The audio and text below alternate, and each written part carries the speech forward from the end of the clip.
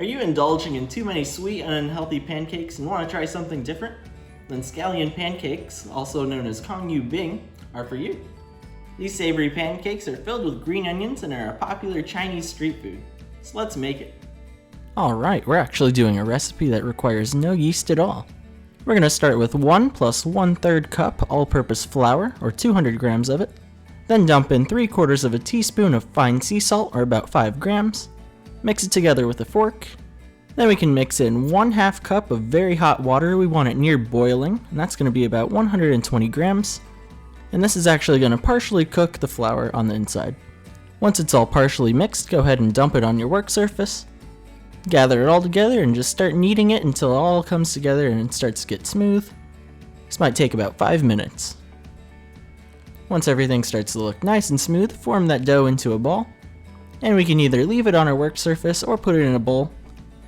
Cover it with a warm damp towel and let it sit for about 30 minutes just to rest. In the meantime, while we wait, we're going to prep a yummy sauce. First, let's get 1 clove of garlic. Cut the end off and peel the skin. And you can either grate your garlic or very finely chop your garlic. I went the route of finely chopping. Once you're done, transfer it to a ramekin or a small bowl. And then we'll add 2 tablespoons or 30 grams of soy sauce. Then add 1½ tablespoons of rice vinegar, or about 23 grams. Splash in 1/2 teaspoon of sesame oil, or about 3 grams. Then add 1/2 teaspoon of brown sugar, or 2 grams of that. Then if you like it a little bit spicy, we can mix in 1/4 teaspoon of red pepper flakes, about 1 gram. Mix it all together with a fork, set it aside, and let all those flavors come together. And then one more piece of prep work for our dough. We can cut up all of our green onions. We'll need about 4 of them. Thinly slice all 4 of your green onions. Make sure to get both the white part and the green part. We can use all of it in this recipe. Once everything is sliced up, take about 10 of those green onion slices and put them in your sauce.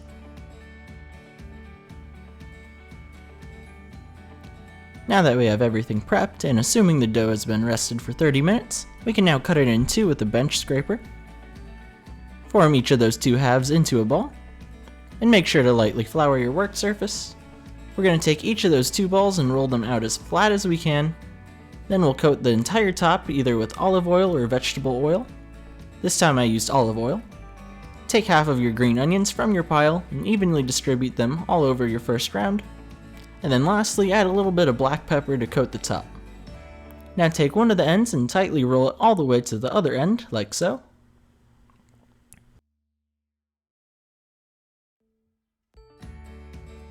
After it's been rolled, we're going to roll it again, but this time into a coil, like so. Just take the end piece and tuck it into the bottom, and then repeat the same process with your other half. Make sure to cover them with your towel and let them sit for about 10 minutes. After they have had time to rest, it's time to roll them out one more time. Make sure to lightly flour your work surface first.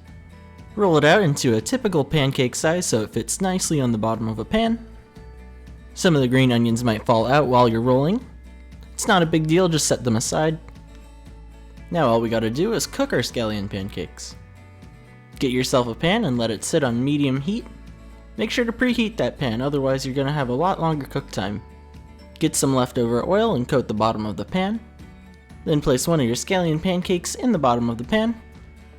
And let it cook for about 4 minutes on each side or until golden brown. If it's not golden brown yet, just let it sit a little longer. And that's all there is to it. Let's take a look at our final product.